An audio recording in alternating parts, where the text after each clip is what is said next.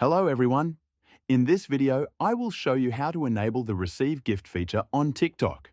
First, open the TikTok app on your mobile device and log in to your account.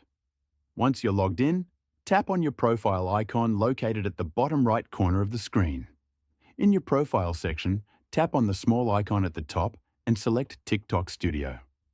If TikTok Studio doesn't appear, tap on Creator Tools instead, depending on what option is available to you. After entering this section, scroll down and find the option labeled Receive Gift. To activate this feature, you need to meet a few requirements. You must have at least 10,000 followers, be 18 years of age or older, and have a good account standing with no community guideline violations. You also need to agree to TikTok's terms, conditions, and privacy policy, and live in a country where the gift feature is supported.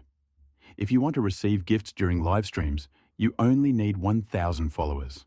However, to receive gifts on regular videos, you must have 10,000 followers. Once you meet these requirements, simply tap on Receive Gift under Creator Tools and enable it. That's all you need to do to start earning diamonds and receiving support from your fans. Thank you for watching.